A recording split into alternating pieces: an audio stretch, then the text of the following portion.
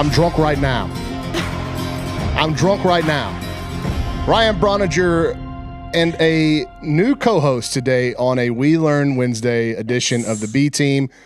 Cade Bickham is behind the glass, calling balls and strikes as always, and we welcome in for the first time ever one of the grand supreme leaders of the chat is making her B Team debut, Miss Kayla Gaither. I like that title, Grand Supreme Leader of Well, the you're chat. splitting it with Reese Nygren, who has been off duty. You were off duty for a while yesterday. I was, yes. The chat leaders have collectively been AWOL. And Reese, in his search for alternatives to baby oil in the Nordic countries, I don't know if he was going to be in the chat. Richard is in the chat. Richard's in the chat. Reese, I heard last was in Philly because his flight got canceled. Yeah, I think he's on some sort of no-fly list, if we're being honest. That wouldn't surprise me. But last I heard, I was in the office with Woo, and he was like, "Oh yeah, like Reese is stuck in Philly." I was like, "Oh, cute of you guys to keep up with each other." Well, that's a weird. It's almost a love triangle between Woo, Danny, and Reese. Like it's exactly what it is. Actually, who's best friends with who? Who's keeping tabs on who? Danny has been in San Antonio all summer. Yep. So maybe he's kind of fallen out of love. You know, he's fallen. Or it could be one of these things where it's absence makes the heart grow fonder. I feel like Woo is feeling that. He's saying, you know, like with Danny absent, he's just growing his love for him every day. Wow. But I don't know how Danny feels about that because Danny has been rocking and busy in San Antonio. it's like TexAgs Love Island. It is like TexAgs Love Island. There we go. The worst version. Tomorrow, Andrew Woo will get on have his chance to defend himself and maybe throw Kayla under the bus. That is true. Woo will be our guest host tomorrow in the season finale of TexAgs. Excuse me, not of TexAgs Live. The season finale of B Team on TexAgs. We appreciate you guys joining us today. However, you've got us tuned in, whether you're watching us live on YouTube, live on TexAgs, or catching the replay a little bit later. We do appreciate your viewership. This show has it's grown. You can say that's good or bad, but it has grown. We have kind of settled into some bits now. Even whenever we have I miss or Richard misses, now we have some backups that are getting some repetition. So I like where the show is headed. We've been consistent with it, and we are going to set kind of seasonal boundaries now. So in case you missed the show yesterday, we will start back the week before football season, bring you all the way through A&M's football season. We'll take a break after that. Then we'll start a week before baseball season. So if you are a college basketball enthusiast and maybe you laugh like this, no love for the Evangelist program in Reed Arena. What is that going to be? Is he starting his own show? Oh, his adopted program in Reed Arena. Yeah, I should you just say. call it the basketball team. Yeah, the B Team stands for basketball team. We will take a little bit of a break, but we'll be back. You know, so if we start back a week before baseball season, Cade, that's in February. That's the tail end of conference basketball season, and then into March Madness. So true that.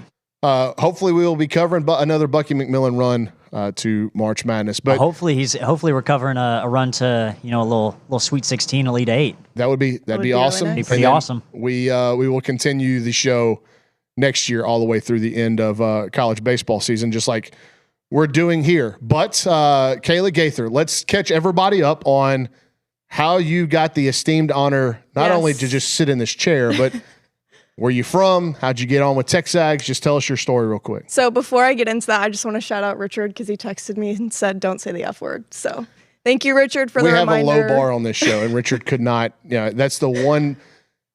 Let's be honest, Cade. Like, we had a sponsor that was consistent. Yeah. The minute that F word left Richard's mouth also coincided with Reese guest hosting. Now the sponsorship has disappeared. I mean, it was just What a a coincidence. quick spiral downwards. Yes. And so, and we were like, was that the record setting week? It might have been. It actually might have been, which is kind of funny. We ride the highs and lows of this show. But so shout out Richard. It's just like a baseball game. It has been. Richard is in the chat. So if you're going back and forth with him, Reese is nowhere to be found. There is also somebody else in the chat that claims they know you. Yeah, someone in here says they know Somebody me. named Sam Sloan. He says he knows me. He says, okay. Sometimes he mixes me up with Kay because there's so many people in the office that have K names. Because it's me, Kay Nagley, Kaylee Dreyer, and Callie. But Callie is an honorary K name because it's Starts with a C. Starts with a C. So tell us how you got here. So I'm from San Antonio, Texas. If you watch TexAgs Live during the NBA Finals, I did talk about San Antonio Spurs at Social Center because I grew up watching the Spurs. Love the Spurs. Hate that they lost to the New York Knicks in the NBA Finals. Really sore subject for me, so we're going to move past that. But have you ever gone honking? I have gone honking before, actually. Really? Yes, I have. And when I was little and we won the championships or the NBA championship in 2014, my parents took us to go When honking. you were little. How old were you in 2014? 10 years old. How old were you in 2014, Cade? I was 12. I was 28. Wow. What? Time flies. Time does fly. So from San Antonio, come to A&M. Yes. So and always wanted to do sports. Yeah, I've loved sports since I was little. My mom is from the Pennsylvania area, from Pittsburgh. So we're big Steelers fans, believe it or not. And we've watched Steelers games since I was literally like. Do your parents talk like Yinzers? My mom sometimes does. My dad's from San Antonio. Oh, okay. So, and he's not really into the NFL or anything, so he's just an honorary Steelers fan. But when my mom gets around her side of the family, she does talk like a Yinzer. Wow. They go out? Yeah, So anyway, a fun fact about me is whenever I was at A&M going through undergrad, I applied to the TexAgs internship 3 separate times. Didn't get it. Didn't get it the first 2 times, got it the 3rd time, and I became an intern this past spring. Who do we blame for that? Richard? I mean, I would honestly blame Richard for that one because I did apply to the journalism internships. And I'm sure he looked at my stuff and was like, what are you even Nice job, doing? Richard. So, by the way, Richard. Richard is not here today because he drove to Dallas to go see his favorite band, he and his dad's favorite band, Rush, in concert. That concert was canceled. So Richard really does not have a reason for missing this show. I don't know why the concert was canceled. Maybe because all of the band is over 70 years old. that could be a reason why, yeah. I don't know that these guys need to be leaving the care center that they're in to go be rocking out in Dallas in 100-degree temperatures. Yeah. I will say, shout out to my dad and my brother. They love Rush. When I was little, they used to play it in the car, and I would tell them to turn it off because I didn't like it. So. This is why you didn't get the internship the first 2 times. Because you know what? Richard found out about that, and he denied me twice, but 3rd time's a charm. Well, and Kayla stepped up because Woo was apprehensive. Woo was scared, and so Woo said he will take the show tomorrow because he did not. I think he wanted to see how it went with somebody else first. He wanted to do the games, is what he wanted to do. Yeah, that's exactly right. Thursdays. I told him Woo and I went to lunch yesterday, and I told him he should do the show one of the days. I said, and he's like, oh, okay, I don't know ball like that. I was like, Woo, if you come on Thursday, we just play games and mess around. Just like, it'll be fun. Mm-hmm. So he took the low-hanging fruit, and he texted me and said, I will do B Team on Thursday. And I didn't have a co-host for today. I actually came into the office this morning and told Kate, I said, hey, I might just be me and you on B Team today. And Kayla, you were sitting back there working diligently, publishing. Yes. And said, I'll do it. So you stepped up. And we love that on the show. By the way, wait, real quick. We do have a super chat from Blake Blake Dickey. He said he gave us $10. He said belated apologies for the R. Kelly comment last week. Have a good break. Wow. Yeah, I do remember that R. Kelly comment. Was that the one where we finally drew the line, Cade? Where we said we have to grow up? That is the one where you drew the line. Yes, that's correct. I don't know how high we drew that line or how high we set the bar. It's high enough that Richard can walk under it completely, Short King.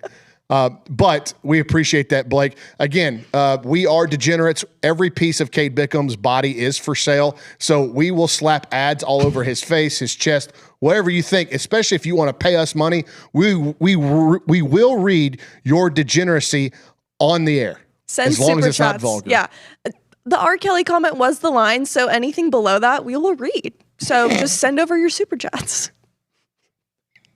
Kayla's pretty good at this.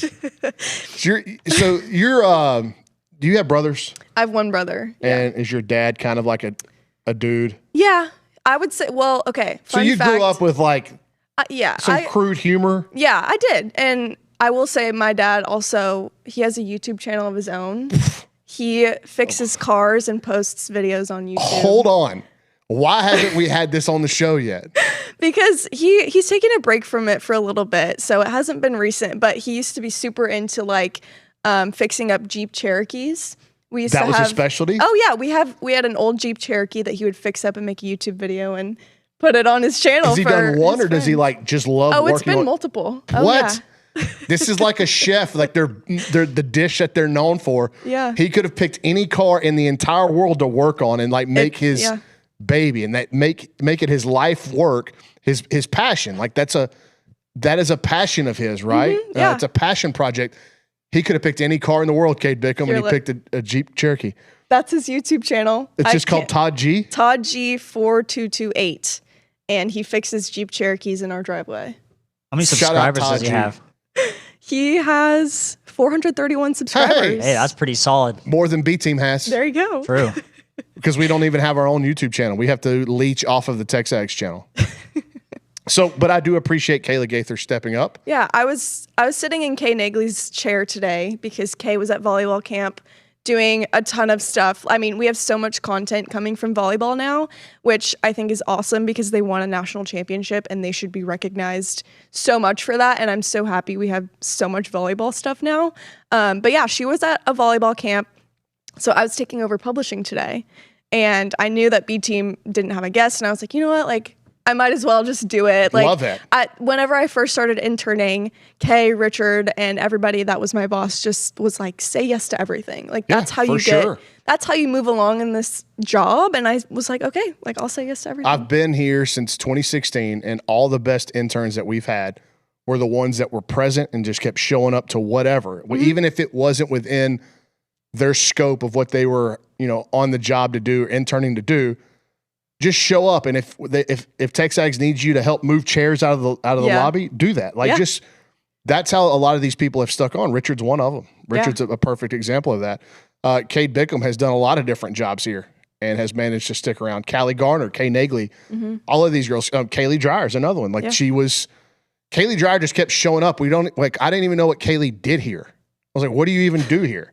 And she just kept showing up. I think we fired her from her internship. She just kept walking in the door. So we feel sorry for this poor girl. You'll give her a job. All she does is look around innocently and kind of giggle at random comments and play on her laptop. Sometimes she that's got a job out of it. Yeah. I mean, sometimes that's what you have to do to stay here. Yeah. I love being here. Obviously, I'm being very tongue-in-cheek with Kaylee. Well, Kaylee works super hard. She's behind all of our NIL stuff and she works super hard for it. And we're also tag teaming on looking up NFL contracts. I know that was something we talked about. And don't give away too many of our ideas here. I'm not, but I'm just saying. We have people watch this show that'll steal our content ideas. But yeah, I'm part of that too. It's like whenever softball season was over, I was like, well, what do I do now? Like, I'll just stick around and keep showing up. Find a way to find a need, fill it, and find a way to create value for yourself. And that is, to me, good life advice for any young professional looking to break into any industry. And I had so many job experiences when I got done at A&M between graduating with my master's and then getting this job and I didn't have anybody that really told me that. It was just stuff that I had to figure out on my own. There was a time that I was doing nothing but making spreadsheets for the 12th Man Foundation. Like, had a desk in the marketing department at the 12th Man Foundation. And every day I would go sit down, and I was a part-time worker. So I had to stay within the hours, but I would sit down and they would have spreadsheets for me to make. And that's what I did. And I could have offered to do more. I could have spoken up and stayed extra and just said, hey, don't worry about marking my hours. I just want to stay around and learn. I didn't do that. And so that was a missed opportunity for me. And then I got a job here locally selling copiers, printers, and fax machines, cold calling people, driving to businesses around Bryan and College Station and saying, what do you use for your copiers and printers? How often are they going out of toner? How often are you need service. I'm with this company, and this is what we provide. Like stuff that was so far out of my wheelhouse and was so uncomfortable for me. The bosses of that job came to me and said, hey, man, like, we love you. You're great. You ain't supposed to be doing this. Cade, can you imagine Brauny as a door-to-door salesman? I'll be way better now than I was then. I could actually see you doing it now for sure. If you gave me a product that I knew something about, and that was my biggest issue, was like, I don't know anything about these machines. Yeah. But if you were at that time, if you'd have told me to sell baseball bats, I probably could have done a good job because I know what I'm talking about. Yeah. But Hey, Brauny, what bat did you use when you were in college? I used a couple of different ones. I used the orange Omaha for a little bit. I used the black and yellow checkered EXO. Okay. Those are the two main ones that I swung at McNeese. And when I was in junior college, I used the Stealth, the early versions of the Stealth, not the orange one, the black one with the green writing. Did you guys have did y'all have the juiced bats? Oh, duh. Yeah. Okay. Yeah. I was wondering because I remember hearing about how they were pretty crazy in the 2000s, how those bats were pretty crazy, had a lot of pop, but I didn't know if that there was twice in my life where I was scared to death on the baseball field. Both times was holding a runner on first base. Once was in high school when Jay Bruce, Jay Bruce hit 400 home runs in the big leagues? He hit a bunch of them. He hit a lot. He probably hit 300 at least, yeah. So Jay Bruce was from Beaumont, grew up with Jay. But like him having those bats in his hand and me being less than 90 feet away from him, I was like, terrifying. Please do not hit top. I could just see it, like top spin, one hopper at me. My first thought would be get out of the way. Yeah. And then when I was in junior college, we played against Chris Davis, another guy who kind of fizzled out pretty quickly as a big leaguer, but had a really good run. I think he hit 50 homers twice. He did have 50 bombs in a year, at least one time, maybe a couple, yeah. And he was at Navarro playing for Skip Johnson, who just won a national championship at Oklahoma. Mm-hmm. And they came and played us at Hill and holding a guy on at first base. And he was swinging one of those stealths, Cade. That was... Was that the Navarro team that won the Juke World Series? Man, I don't think so. I think that was a year after. Dang, because I think that I know that I was in Grand Junction for that Navarro College World Series. So 319 career homers for Jay Bruce. Richard being useful, even though he bailed on the show. Thank you, Richard. He could have driven back and made it on time. Yeah, he could have. But he wanted you to have your moment. Well, I don't think he knew I was hosting, but I'm sure he'd be excited for me if he knew before and didn't want to drive back to give me my moment if he knew before. That's it, yeah. That's exactly what it was.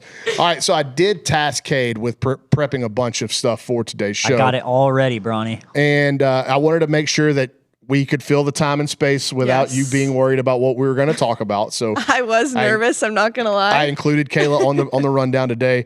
Brauny was going to surprise me and just not send me anything. Yeah, I would have never done that. And was just like, hey, just show up and we'll talk about stuff and figure it out. It was a scare tactic just to see how you'd react, and you passed with flying colors. So we are going to start with some World Cup action yesterday. So yesterday, day before. England nil. England, Ghana. It was yesterday. England nil, Ghana nil. That's right, because it finished while we were on the show. Correct. England nil, Ghana nil. Snooze fest for the neutral. I always enjoy when the United States' biggest sports rivals fall flat on their face on the big stage. Unlike some people in this office who celebrate the United States' biggest rivals, Luke Evangelist.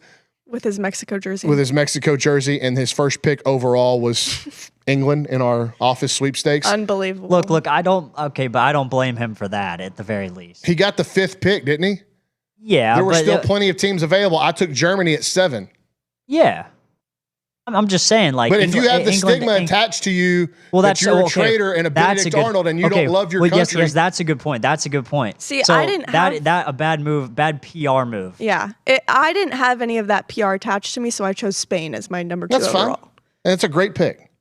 Spain's a great pick. Now, they did the draw killed you. Yeah, that sucked. I'm not going to lie. I got Ghana with my last pick, and so I was able to get a point out of that one yesterday. The only team that has gotten me a point so far is my last pick. It's Curacao. They're the only team that's gotten me a point. But, when you talk about Luke Evangelist and PR, he makes a PR decision every day. He leaves home with that hair and mustache. Yeah. So we shouldn't be surprised. My dad one time watched TexAgs live, I think when they were in Oklahoma City, and said, who's that on the screen with the weird hair? He's yawning in the camera. What's he doing? Yawning into the camera. I do remember that. That was good. Yesterday, after the game, I guess it came out during the game. I didn't see it until afterward. But apparently a Ghanaian witch doctor put a curse. Yeah, he did it like the day before the game. And onto Harry Kane. And he said, I'm not putting a curse for injury onto Harry Kane, but I am. Can you read it, Kane? Yes, I can. So it says Ghanaian witch doctor. I'm not going to try to pronounce that name because I would butcher it very badly. Has vowed to put a curse on Harry Kane for Tuesday's England versus Ghana match. I'm working on Harry Kane. I've shown what I'm capable of before, so I know what work I must do to stop him. I'm not wishing him serious injury. It will just be enough to stop him against my country. I will do my work so that it can help Ghana. And what happened yesterday in the 80th minute? He missed a sitter. Wide open goal. Harry Kane, the most prolific goal scorer of the last 2 or 3 years in soccer, balloons it over the bar, a chance to win the game. By the way, I say win the game. Ghana should have had a penalty kick and a red card. Yeah, I did see that. There was a real argument that Jordan Pickford committed a foul that should have resulted in a penalty, and then Ezri Konsa for England, that could have been a red card. And so England were kind of lucky that they drew, but still, this was hysterical. That is like. Did you see today that he came back out? He said, I'm lifting the curse. Yeah. I just wanted it for the one game. Good luck to Harry Kane in England. But it's wild that this is the kind of stuff that you get with the World Cup. It's like I don't know. Like I've never been to Ghana. I haven't done a lot of study on how common witchcraft is in Ghanaian culture. I feel like it's kind of like New Orleans voodoo a little bit. Yeah, you could say that. I think the funniest part of this tweet is the replies and the England fans who are taking this very seriously. And someone in the replies said like a full prayer in the replies. Lord Jesus, I pray for the blood of the Lamb, like over Harry Kane and our team, like taking this so seriously and praying for Harry Kane to not get injured. It's a battle of the gods on the pitch. But the World Cup continues to deliver on the field and off the field. We're going to talk a little bit more about that a little bit later because I have been absolutely locked into what the Scotland fans have. There's Billy Lucci. Go ahead and flip that camera. Billy! What's he here for, Cade? Can you ask him? He's got the Bieber cut going on right now. Here, you can talk to the mic. I had to go pick up dry cleaning. I had talked to Zane about doing an Ask Lucci and forgot he skipped town for a canceled Rush concert. So I was just kind of in the neighborhood and stopped by. Had a little mid-afternoon. Well, I'm glad that he let up here. I did a Luke and stole some of our food. Yeah. Dude, Luke was crushing snacks all day today.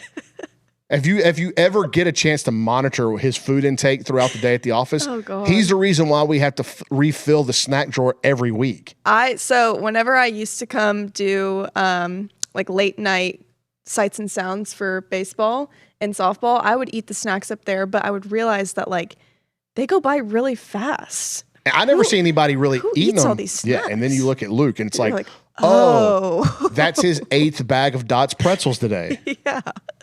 No wonder the snack bins are always empty and we have to refill them every week. Huh. Well, Luch, you said Luch has a Bieber cut? Yeah, it looks like a little Bieber cut going on. That would make his day. He had his hat sideways in the office like before this and his hair was all like in front of his face and just like kind of emo-ish? Like, yeah, almost emo, but emo Bieber. Like he's on drugs?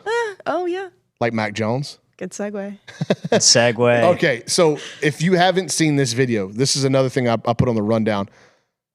Mac Jones is throwing at Tight End University. Tight End University being I think it was the brainchild of Travis Kelce and Greg Olsen. What was it, Greg Olsen or George Kittle? It might have been George Kittle. Yeah, it might be George Kittle. So they need quarterbacks to go throw at this camp. Mac Jones was one of the quarterbacks. Looks insane. And he looks like, if any of you are familiar, here's a little bit of callback, and we could got Billy's opinion on this because his favorite band is the Red Hot Chili Peppers. This is essentially what Flea from the Red Hot Chili Peppers would look like throwing the football. Go ahead and pull that up, Kate. Do you want the audio for the ambiance, the music, because he's kind of jigging to it? Yeah, it's a guy. Well, yeah. Here's the audio with Mac Jones from that camp.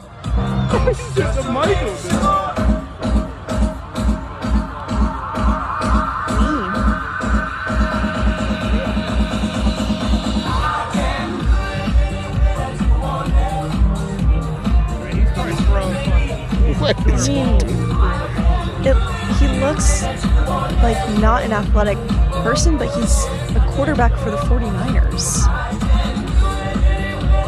This is not far from what Ben Mentz would look like throwing the football. He almost looks like Uncle Rico-esque. Look at Go on! So here's my That is read on absolutely unbelievable. that. That is an incredible video. My read on that is I don't think he's probably Mac Jones strikes me as a guy that may have never ever done drugs. He looks like somebody that's in college and high school was like, you go ahead. Like, I'm good. Yeah, I don't know that Mac, like he strikes me as a guy that's never even been offered drugs. No, yeah. But for him to like, I guess that's him tweaking out on just being high on life. He I just guess. loves football. Looks like he's off of some of that. He looks like he's straight out of the 80s off of the premium. Yeah. Like, yeah, he looks like he has had some Colombian whites. You know what I mean? Like, It took a little ski trip before he went out there. Yeah. but that video, I watched it a dozen times just trying to figure out, like, there's no way he showed up to this event on something. That's just, he's a goober. He looks, what's getting me is his hair. I've never seen his hair look like that. He had to have gotten a perm. Yeah. It Oh, had to be like perm. that had to be part of this whole summer experiment. But maybe when he throws the ball, he looks like a normal athlete kind of in his prime age. Yeah. But between when he's trying to dance and then he's catching the footballs and getting ready to go, there's like an elderly. Yeah, It's like kind of that like first, Olin standing around like between. lean is like, oh, like, Yeah. are you trying to dance or are you like hobbling? I can't really tell. It's like That's what I'm saying. He looks like he's straight out of the 80s. It's insane. That was a wild video. Also, BTTS, my hair is much more luxurious than that. Let's be so for real. Kate does have some luscious locks. When's the last time you got faded up? It's been a minute. It has been a minute. That was the height of your powers. It was. It was the height of Cade Bickham's powers. Like right off of a fresh fade, guy comes in feeling himself. Does Cade Bickham powers, does his powers grow when his hair grows? Like, are his powers the extent like of where his Samson in the hair go? Bible? Yeah. Could be. No, because it's the opposite. Because when he gets I his don't So when he know. gets his hair, so he's an ore farming geezer whenever he gets his hair cut. Geezer. or a farming geezer, Cade Bickham. Elsewhere, on today's rundown, we're going to skip around a little bit, Kate. I can't go in order and make this too easy on you. I hope you did have something prepped for We Learn Wednesday. That will come at the end of the show. I learned two things in the past day that I wanted to share. I'll think about what I learned in the next 30 minutes. But I wanted to talk about, we always mix in baseball somehow on the show because we are unapologetically a college baseball show. Of course. If you want to stay up to date on the latest with Texas A&M's portal efforts, put some updates in the thread today, have added some new names to watch. Texas A&M wrapping up a visit with a pitcher today. If you want to learn more, texags.com/subscribe. If you're not already a subscriber, check out our baseball portal tracker. But have Kate and you, I don't know, are you a Major League Baseball? You kind of keep up with it or? Here and there. I mean, in San Antonio, there's no major league team. So it was either the Astros or the Rangers, and it's been harder to keep up with either one of them. So I'm in between. I'm here and there, but. Okay, so are you aware with what, like the Miami Marlins are having a pretty good season? I have seen. Out of nowhere. I have seen things of the Marlins on my timeline just. Now, they're in the nowhere, NL yeah. East, which is a bad division for upsets because they perhaps are the home of the best team in Major League Baseball. Ha ha, Richard, I said that. The Atlanta Braves might be better than the Los Angeles Dodgers. He's going to be so mad. The Dodgers do have the best record in Major League Baseball, though. They've won 51 games already. But the Atlanta Braves are 48-30. But outside of that, the Marlins are in a position where they can make a run toward one of these wild card spots out of nowhere. Otto Lopez is hitting 340. Yes, Otto Lopez has been out of his mind. And they are 42-39. They're 7.5 games back of the Braves, but they're only 2 games back of the Phillies, who are in second in that division. Everybody in that division is kind of jumbled except for the New York Mets, who spent $1 bajillion, and they stink. Yeah. I do not take any enjoyment out of that because they have Brooks Raley on their team, and I'm a big Brooks Raley guy. Great dude. Got to know him as a he was coaching with 12 baseball for a little bit while he was I think he was going back and forth with but I love Brooks. He's great. And the Mets, though, not been a good season at Citi Field. But the Marlins are the subject of this section of the B team because of just kind of their out of the ordinary rise this season. Nobody saw this coming. But in the last couple of days, they've had some moments that have went super viral, starting with the Tartan Army takeover Oh, yes. of Scotland fans who we saw do the same thing at Fenway Park. Mm-hmm. At that point, they had taken over the entire city of Boston. But even with the Marlins playing well, it's not like they're selling out games. So the Scotland fans show up in South Florida, and you want to talk about it. Kind of felt like Boston and Boston was like a great city for Scottish fans. Yeah, it's perfect for the Scots. Yeah, and it's probably more known for their Irish heritage in Boston, but similar British Isles, like the whole thing. Yeah, very similar. Scotland and Miami is this weird juxtaposition of cultures that has melded in well. And watching the Scotland fans in Miami, a place where you didn't think that they would fit in, and for them to just kind of seamlessly take their act on the road, to me, it just goes to show you that like positive vibes are accepted anywhere. Oh, yeah. And I feel like the most positive, you could take the city of Miami and the Scottish fans, they're probably the most positive types of people. They just have no care in the world. When you put those two people together, it's a party all day long. So originally, when you say, oh, like Scottish fans in Miami, like South Florida, what are you talking Yeah, about? you're thinking a bunch of like chubby, pasty white guys. Yeah, that they don't want to be seen at the beach. Just What are you talking about? aesthetically, they look very like it's a weird melting pot, right? Yeah. But their energy wherever they go, it's so positive, and it seems like everywhere, Cade, every ballpark they invade, the in-stadium DJ knows that they're there, and they play the same 10 to 12 songs that they just belt out as loud as they possibly can. And it's funny every single time. Yes. The I Will Walk 500 Miles Oh, yeah. by the Pretenders. They Great love tune. that. Great tune. It's a good tune, but like these Scottish fans, this might as well be their national anthem. Oh, yeah. But it's been so cool. And then so the Scotland fans take over. I think they had one of the Scottish players throughout the first pitch. They had some of the bagpipes come on the field and perform pregame. Wow. And then they had Bring Your Pup to the ballpark night. And always a fan of this. Mm-hmm. Bring your dog anywhere, I'm a fan of. Mm-hmm. It makes for some great cutaways from the game. I have never brought my dog to one of these. My dog is a crackhead, so it might be a little bit much to control her around this environment. But in case you didn't see this, one of the great memes of at least the last month, this summer, came out of Bring Your Pup to the ballpark night. Check this out.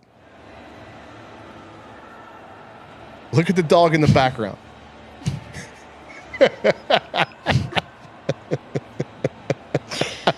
Wow. For those of you that are just listening to us, this is a couple who's got a dog in their lap that they are feeding a hot dog. I don't know. There's another dog in the background that I don't know if that's their dog or if that's the person sitting next to them's dog. But this dog that is watching the other dog eat the hot dog. The dog's eyes are just like He is locked on that incensed. hot dog. He is so pissed. Play it again, Cade. Look at this dog's face behind him. It looks like it's the person next to the couple, like that's their dog. And that dog has just kind of migrated over to where the couple is and just kind of smelled food and was like, Yeah, and there's a little bit of, are you like kind of sad puppy, are you going to feed me a hot dog face, but also an incredibly jealous like. yeah. It looks like when I go home and my dogs see me eating dinner and they're like, why aren't you giving me any of your dinner? I just saw that today on my For You page and I died. Again, like dog content for me is must see. And me and my wife, before she got pregnant, that was one of the things like we would scroll in bed and just like scroll for dog videos, find funny ones and show them to each other. So that got me good. I love a good dog video. Yeah, and that will get recycled. It's the internet. I saw another dog video today on TikTok where it was also bring your dog to the park, but it was one of the minor league teams or maybe, some local baseball team. One of the dog's toys, I guess someone was throwing a dog toy behind the outfield and it got onto the field and the dog got onto the outfield and they had to like pause the game and be like, hold on, there's a dog in the outfield. We have to stop the game so that there can be a handoff of the outfielder giving the dog back to its parents. The dog doesn't know any better. It just sees toy on the ground. I got to go get it. Yeah. Like, it's the best. Although, I don't know if you saw recently, would have been in earlier in the spring where the bat dog for one of the Los Angeles Dodgers affiliates caused one of their top prospects to hurt his knee. Yeah, and they stopped having the dog around. That would be the last night of work for that dog, unfortunately. Maybe they could hire him as like a undercover agent. Maybe that dog. Now the Dodgers are like, hey, you know what? Like that stinks that he hurt one of our prospects, but what if maybe we go hurt someone else's maybe we could send prospect? That'd be cool. What other put it on the payroll, team? is secretly working for the Dodgers. And that's how Richard. That's how y'all are ahead of everybody. Is all these nefarious acts starting at the minor league level all the way to the big league level. Never mind the fact y'all spend $1 bajillion. All right. The other thing that came across my timeline. So TexAgs has they're not sister sites. Like they're part of what we call the F5 network. And F5 network is really just the software that makes TexAgs look like it does. It's the structure, it's the layout, it's the aesthetic. That was code written by some folks, very smart people upstairs. I would imagine that Josh Olsey was involved in that. But it's the code that was written to make TexAgs look like it does. LSU, there's a site that LSU, Baylor, Nebraska, I can't remember, USC, throughout the years, NC State, Clemson. So if you go to these various these school sites, they're going to look aesthetically like TexAgs. One of them is our Baylor site, and it was Sikkim 365. And I got to know some of those guys just because they're in Waco, and we would do a lot of events together, recruiting events together. And so I follow them on Twitter, and when some of their tweets come up, I'll kind of check in to see what's going on at Baylor. Well, there's been a lot of talk this offseason, especially when we get closer and closer to fall camp starting, about coaches on the hot seat across college football, and there is one in Waco. And I ran across this tweet from that CFB guy. Cade, you can pull that up. The tweet says, Baylor head coach Dave Aranda is in a win or you're fired scenario. He will most likely need to win at least 8 games to keep his job. So let's say that Baylor does fire Aranda. Who are the replacement candidates?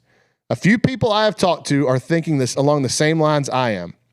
Bring former head coach Art Briles back for a proper send-off. Let's say 3 to 5 years.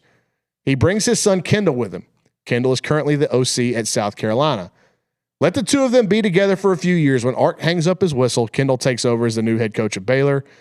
Is this a crazy idea?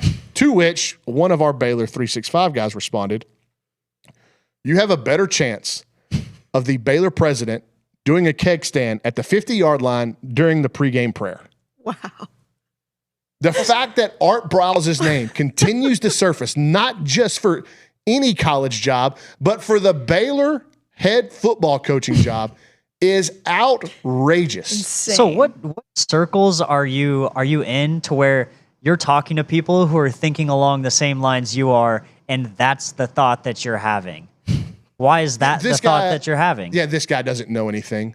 But the fact that it just shows you how stupid the internet is, that he could type this out. My guess, Kate, is that this guy doesn't talk to anybody. This is a thought he said, and to try to legitimize it a little bit more on the try internet. Try to make it sound a little bit less like a terrible idea. Yes. Yeah. Like a crazy person. That wouldn't be too bad. Oh, I've been talking to other people about this, and they share the same sentiment that I do. Sources are saying. Yeah, sources. Everybody's got sources, right? A lot of people hide behind that word. You don't talk to anybody of substance, yet but my you have sources sources. said so. That's always interesting to me, and it happens all across the country. And it's also whenever you. I've done this job for over a decade now, and Billy will tell you this. He's done it for 2.5 decades. Whenever you are kind of in the know on a hot button issue, and you know exactly what happened behind the scenes, the process that came about, And then after the fact, you read people that write summaries of what they heard or what happened, and it is nowhere close. And like people will post this stuff either anonymously, sometimes it is like insiders from other schools, and you'll read their play-by-play breakdown of what happened, and they're like, that is nowhere close to correct. Yeah. None of it is close to correct. There have been some posts on our forums sometimes that I'm like, did you watch the game at all? Did you see what actually happened? Yeah, so like that's very true. And especially happens in game threads, I think, when people are so emotionally attached to outcomes in the moment, right? Mm-hmm. But like coaching searches or recruitments or transfer portal happenings, like I'll read stuff, and it happened just this past week with some of the stuff that was being written about the Nolan Cain scenario.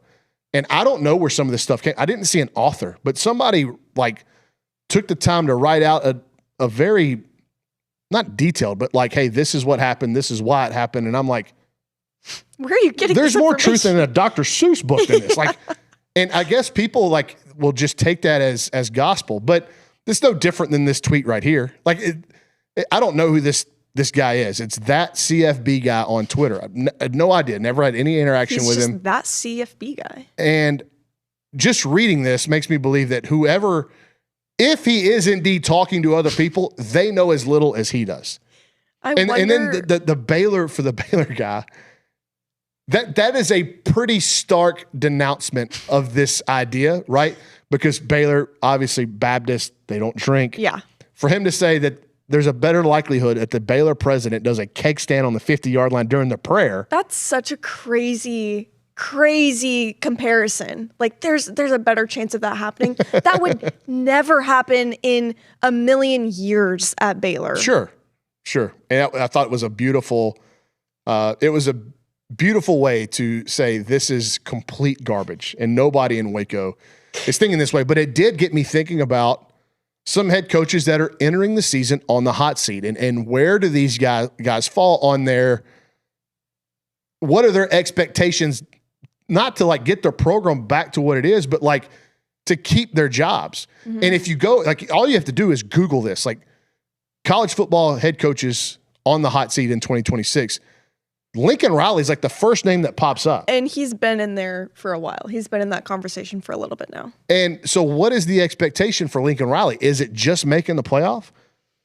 I feel like at this point, if he doesn't make the playoff, I don't know if that conversation continues to happen or if it's already over with because he'd be fired. I'm going to look through their schedule this year and see what and USC should be pretty good. Yeah. They will probably, if I had to guess. Kate, have you seen any preseason top 25s?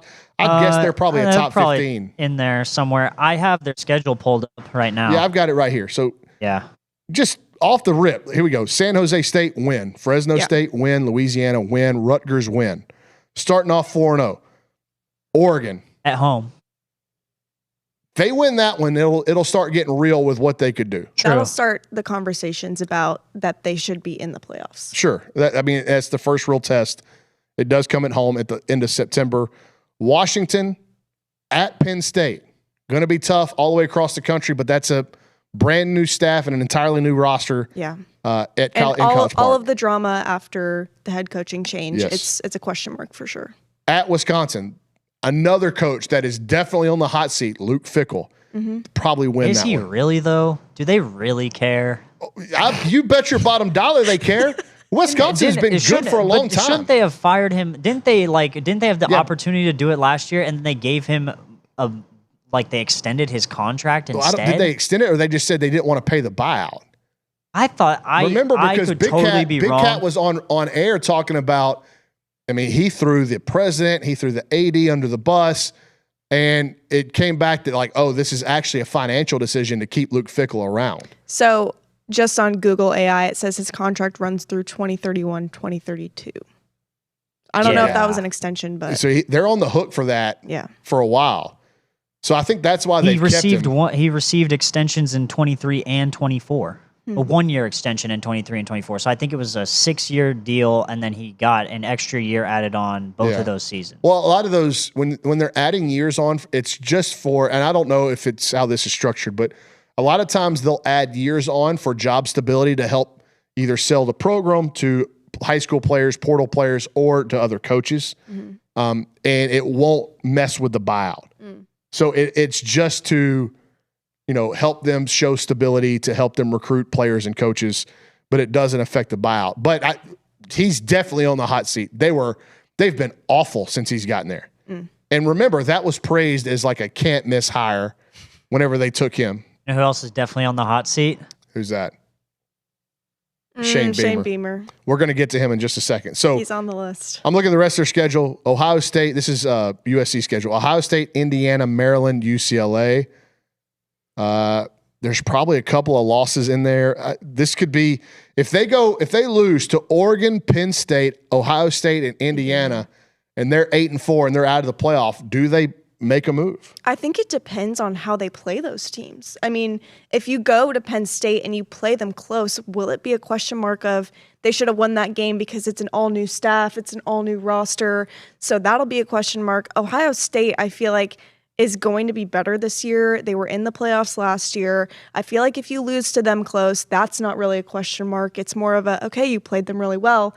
But if they lose these games and it's by a large margin or they're not, where they need to be, and this is almost the back half of the season for these games, so USC should be in, a playoff mindset. If they are losing these games, it's definitely... Yeah, I mean, they get Ohio State, Indiana, and UCLA as 3 of their Final Four opponents. But this is what he's done since he's been at USC. Remember, he had a Heisman Trophy winner when he got there in Caleb Williams. 11-3, 8-5, 7-6, 9-4. Yikes! They're paying him a lot of money, and he hadn't been to the playoff yet. I think another major factor is like what does the head coaching pool look like? I know that you can poach some guys from some other programs, but like, there's a head coach. Like, what's the poll for USC right now? There's a head coach that's going to be a broadcaster. He might be on the table. John Gruden? Oh, Mr. LSU. Oh yeah, we'll get to Brian Kelly. Oh, crazy that. Anyway, Brian Kelly's got a very interesting year coming up. I don't think he would be.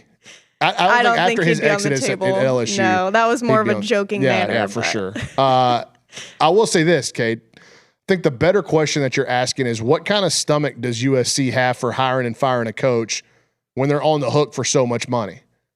That's in Southern California, in LA, it's been a long time since they were in their heyday, and they spent a lot of money to get Lincoln Riley out of Oklahoma. Have they seen the return on their investment? Do they want to go down that road again? Well, Matthew Dawson in the chat thinks Lincoln Riley could go 7-5 and keep his job. Well, do we need to kind of rehash some of Matthew Dawson's predictions of last college football season? This is different, though. This is not a player. This is not a player prop. This is just a Matthew Dawson opinion. Sawyer Robertson was the next Johnny Unitas, Dan Marino, Tom Brady, Pat Mahomes, all wrapped into one. Sawyer Robertson. I will say with USC, this is just a fun little tidbit, but I was at the Valero Alamo Bowl in over Christmas break, and I saw them lose to TCU in overtime. And what a game that was! And that was Alamo Bowls are usually fun. Oh yeah, well, they have a history of being fun games. I was surprised because the stadium was. I mean, it was a little bit empty for it being TCU, a Texas team playing in the Alamo Bowl.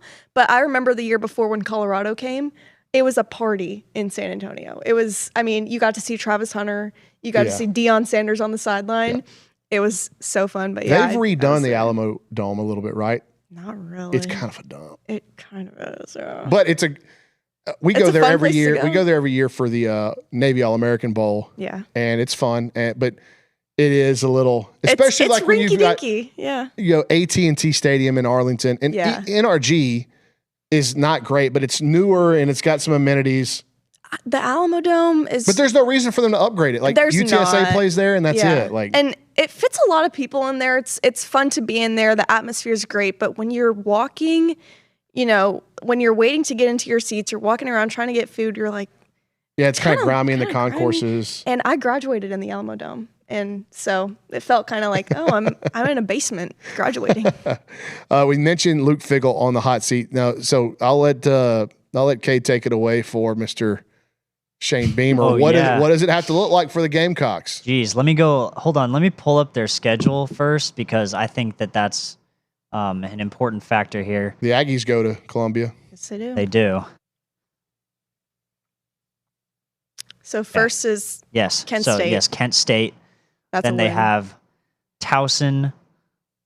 That's a win. Then they have Mississippi State at home. They should be winning. They should be winning that, but I mean, if you have Lenora Sellers, you should be winning that game. And then you have to go on the road to Alabama. That's probably a loss. So we're at 3-1. Kentucky at home, 4-1. Florida on the road. That's a coin tough. flip. I don't see South Carolina winning. That's a coin flip. I feel like that game will really test where South Carolina is. And it's a first-year staff at Florida. I talked to some guys that cover Florida. Talented, but it's going to be some growing pains, I think, with a new system. And they're starting a quarterback in Aaron Philo, he's just okay. But yeah, South Carolina, that's a tough place for them to go win. Like it's kind of like a program. It's a that's a logo match. Like, are you going to pick South Carolina to win at Florida? Yeah, probably not. But I'll say coin flip. That's a coin flip. So we're at 4-1 with a coin flip. Tennessee at home. I think that's another coin flip, honestly. I don't know that Tennessee's going to be great. I don't know if Tennessee's going to be awesome. I've heard a lot of back and forth about Tennessee. I don't know if that's they're another guy. Good, Josh Heupel, he went to the playoff a couple years ago. So let's say they split those, then they're at 5-2. Okay. At Oklahoma, that's probably a loss. Even though they went there last time and beat them. Mm-hmm. Yeah. Then but I'll say that to your point, 5-3. A&M at home. I want to say that's probably a loss, but I hate playing there. They've beaten A&M once there. Come on, man. Yeah, I'm going to say that's a loss for them. That's the early start time, isn't it? It's definitely not a night game. It's an afternoon. Well, it's not a night game, though. Yeah. So then we'll say that's a loss. So 5-4. At Arkansas, 6-4. 6-4. Versus Georgia, 6-5. At Clemson, coin flip. Coin flip. No way Clemson's going to be as bad as they were, though. No, probably not. But has Dabo's not Cruton? So, okay, let's say they win that 7-5. Is that going to be enough for him to hang on? I don't think so. Meh. I think, especially with after last year, it might be. Well, with Lenora Sellers getting hype the way he is in this offseason, I don't know if you go 7-5 with Lenora Sellers and still, Dylan Stewart, probably a top 5 pick. So I just don't see if they go 7-5. And Shane Beamer. Nick Harbor. Yeah. Like, they've got good players, and they're bringing in Kendall Briles, who has had really good years as an offensive coordinator, and I think he made his name with some of those Arkansas offenses and kind of the tempo, and it put people on their heels, and they would score a lot of points. But you kind of look at what he's done recently, and it's really mellowed out. Mm-hmm. And he's going to be doing it against defenses that have as much or more talent than he's got offensively. Will they be able to block? They lost a couple of starters on the offensive line to the transfer portal. Is Jaden Sellers his brother? Yes. Oh, that'll be fun. So Wu said in the chat, South Carolina can go 4-8 or 10-2, no in between. They're either going to be really bad or really good. No idea. I would probably bet on in between. If you maybe pick between one of those two, it'd be 4-8. Yeah. Yeah. I just haven't seen enough consistency out of, what was it, 2 years ago when Sellers burst on the scene that South Carolina got red hot down the stretch and didn't get into the playoff, but everybody was like, if they had gotten in the way they were playing, that'd have been a problem. So in his tenure in Columbia, he's had a 6-week stretch where they were really good. Yeah. And I don't think that's enough, especially if you don't get above 9 wins this season. If you're at 8.5 and you don't go over 8.5, I feel like that won't be enough. The other guy we had on our list was Jeff Lebby at Mississippi State. Now, here's the question. It's kind of a similar question that you're asking about Lincoln Riley is like, does Mississippi State have the stomach for another coaching turnover? If they continue to be one of, if not the worst teams in the league, like Arkansas just turned their project over, right? Yeah. Kentucky just turned their project over when they weren't the worst team in the league, but they were consistently kind of middle bottom. You have to think that Mississippi State, like that they can't afford for baseball to overtake football. I don't think it'll ever will in any SEC school, but like they can't afford to fall further and further back from the pack. I talked to somebody this week that had a little bit of knowledge of what they were doing, and we're like, man, Mississippi State is hurting in this NIL transfer portal world. Yeah. I actually think Mississippi State could be okay this year. I watched Kamario Taylor. Kamario Taylor is good. Yeah. Kamario Taylor is heard a lot good. about He looked him being really, really good against. I know they lost that Egg Bowl against Ole Miss, but he kept it close for a while. He ran for 173 yards on him. Like he's kind of like scary, like athletic and fast for how big he is because he's built like a linebacker. He's 6'4", 230. He's huge. Yeah, he's just got to rate it. Like he's got to improve as a passer. Like obviously that's always the case. But I think then what do they got around him too? Like even though he's clearly like he's a really good athlete, they lose Fluff Bothwell. They were pretty bang average to bad last year on defense. They don't have the roster talent that everybody else has in the league. And I like Jeff Lebby. Like you listen to him talk in his in-game interviews and his post games. I like him. I don't know. Like they would have to do something like 3-9. Yeah, they'd have to be really terrible. You'd have to be really bad for him to be out. I think. I mean, I don't know what his contract details look like, but for a school it's almost like if they'd probably have to go over in the SEC. Yeah, it's probably cheaper for you to spend money on a roster. Yeah. Okay, like we're going to pool our money together to try to just give him a chance athletically. Because if he is such a likable guy, he can recruit with money. And that's all you need is just to spend the money on recruiting and focus on that rather than, gutting the whole place Cheaper to out. keep her. It's like a divorce. It's cheaper to keep her. There you go. All right, so we are wrapping up a We Learn Wednesday. I will give Kayla Gaither round of applause. Spam W's, chat. Spam W's. Spam W's for Kayla Gaither for stepping up you. to the plate when Richard Zane refused to, and for when Andrew Wu refused to. So Richard refuses to do the show. Woo's a chicken for not wanting to do it without games, without any extra fluff on the show. I will say, for my debut, I really liked being on B Team. Well, I do appreciate you stepping up.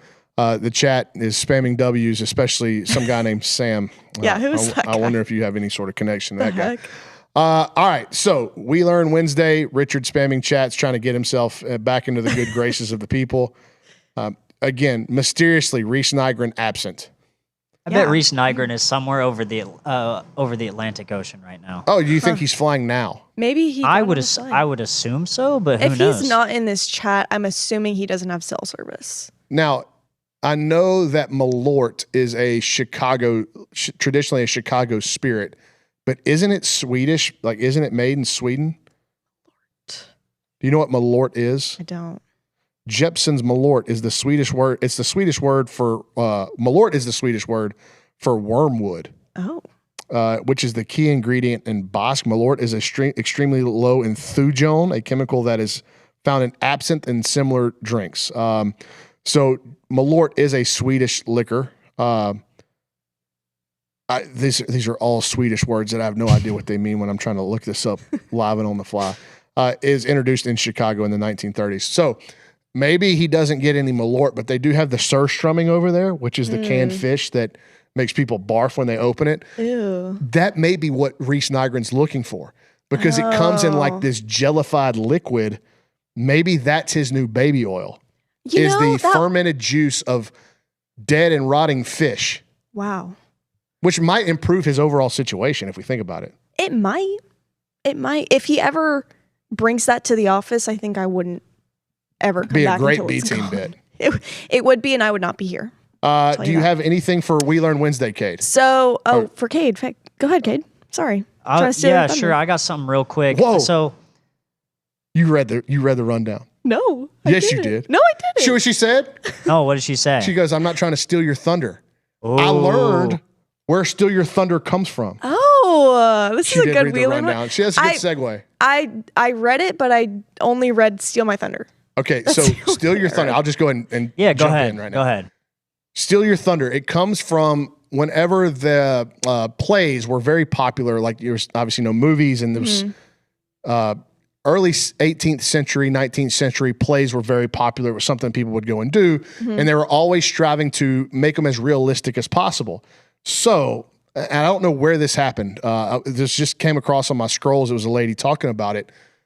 One of the directors thought, you know what, I could clap some metal together backstage and it'll sound like thunder. And he was really excited about this idea. Well, he tried it and the audience didn't click that it was supposed to be thunder. So he got pissed. So these directors apparently used to go to each other's plays to, steal ideas and see what they were doing. It's like keeping an eye on the competition.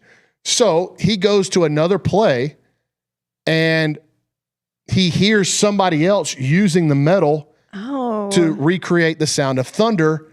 So and he literally... And the crowd erupted and he got even more upset and said, you stole my thunder. Oh. That's really good. New. Pretty cool, huh? It's fun. That's That a is fun cool. fact. Okay, Kate, did you have anything? Yeah, I had something brief because on the subject of the World Cup. So today, when I looked at the schedule, I did not realize that the last games of the group stage, the teams in the same group would be playing at the same time. So I thought there would be another 4 games today spread out, but instead there are 6. There were 2 at 2 o'clock, 2 at 5, 2 at 8, and they're going to be done with 3 groups today. So that was just something I didn't know about. Well, they play at the way same they were time, so formatting. they don't know what the other. Yes, like, it's just like what you need. like end Wow. of the Premier League season. Yes, Yeah, they all just start like at the that. same time, Yep. so you don't have any kind of advantage of knowing how many goals you need to win by, how many points the other teams have. I like kind that. of thing. I like that format. Did you come up with anything? So my We Learn Wednesday at my house, I have one of my roommates is still here, and we've been dealing with a gnat problem in our kitchen. A GNAT? Yes, a gnat. And I learned that the best way to get rid of a gnat is to buy a Zevo because that's the only thing that's going A to help. Zevo? It's like one of those plug-in lights that has a sticky thing on the back of it.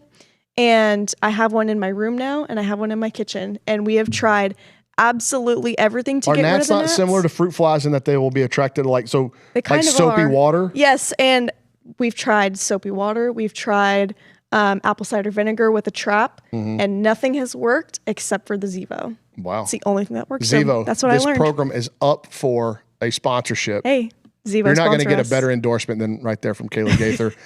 My other We Learn Wednesday is not nearly as cool as stealing my thunder, so I won't steal the thunder of Steal Your Thunder with my other We Learn Wednesday fact. So be back tomorrow. Final episode of the season. Andrew Wu makes his debut. He better bring it because Kayla Gaither Let's see if he can do better than my Kayla debut. Gaither brought it today. Y'all get up and do something. We'll see you tomorrow.